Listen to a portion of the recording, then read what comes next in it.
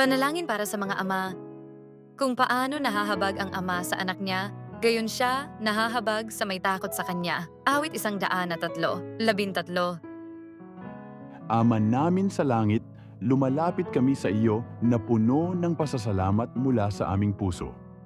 Nagpapasalamat po kami sa kaloob mong buhay at walang hanggang pagmamahal, pag-ibig na napakadakila at malalim, na ipinadala mo ang iyong bugtong na anak na si Jesus upang tubusin kami mula sa aming pagkakasala. Maraming salamat po sa pagiging perpektong Ama namin sa langit na umuunawa ng pinakamalalim naming ninanais. Salamat sa kaloob mong habag at biyaya na sapat sa aming kahinaan at nagpapatawad sa aming mga kasalanan. Nagpapasalamat din po kami sa kaloob mong kalakasan at pagtugon sa aming pang-araw-araw na pangangailangan. Panginoon, salamat po sa aming mga ama dito sa lupa. Hindi man sila perpekto, sila ay patunay ng inyong wagas at hindi nagbabagong pagmamahal. Inaalaala namin si David sa lumang tipan at ang masalimuot niyang pagmamahal sa kanyang anak na si Absalom, isang pag-ibig na nagtiis sa pagtataksil, paghihirap at pagsuway.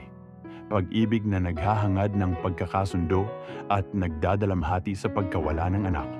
Nawa magkaroon kami ng ganitong uri ng pagmamahal na kahit sa harap ng kabiguan at sakit ay handa pa ring magmahal at magpatawad sa tulong ng banal na Espiritu.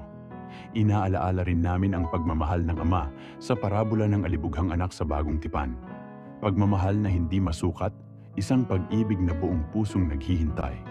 Tumatakbo upang yakapin ang anak na nawalay sa kanya at ipinagdiriwang ang kanyang pagbabalik. Turuan mo po kami na maging larawan ng tunay na pag-ibig, isang pag-ibig na matiising naghihintay, marunong magpatawad at kalimutan ang sakit, hindi madaling humusga at laging nagpapakita ng habag sa iba. Panginoon, patawarin mo po kami sa mga pagkakataong kami ay naging tulad ni Absalom at ng alibughang anak, naligaw ng landas at lumayo mula sa iyo. Maraming salamat sa iyong walang sawang biyaya at awa. Palaging nakahandang tanggapin at yakapin kami pabalik sa iyo. Itinataas namin sa iyo ang lahat ng mga ama dito sa lupa. Pagpalain mo po sila ng kalakasan at katalinuhan. Tulungan mo po silang pangunahan ang kanilang pamilya ng may integridad, malasakit at pagmamahal.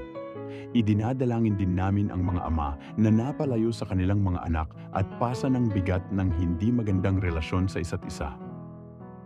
Hilumin mo ang kanilang mga puso, magkaroon ng kapatawaran at pag-isahin muli ang kanilang pamilya. Turuan mo pong ipagkatiwala nila sa iyo ang kanilang mga alalahanin sapagkat ikaw ang tunay na nagbibigay ng kapayapaan at pag-asa. Nawa ang lahat ng mga ama ay maparangalan at mapahalagahan sa mahalagang papel na kanilang ginagampanan. At naway ang kanilang mga anak ay lubos na makita ang kanilang sakripisyo at pagmamahal. Ipinananalangin namin ito sa makapangyarihang pangalan ng aming Panginoong Hesukristo. Amen. Hindi ba't dinidisiplina tayo ng ating mga magulang at dahil dyan ay iginagalang natin sila? Hindi ba't upang tayo'y mabuhay, mas nararapat na tayo'y pasakop sa Diyos na ating Ama sa Espiritu? Sa loob ng maikling panahon, dinisiplina tayo ng ating mga magulang para sa ating ikabubuti. Gayon din naman, itinutuwid tayo ng Diyos sa ikabubuti natin upang tayo'y maging banal tulad niya. Mga Hebreo 12:9-10.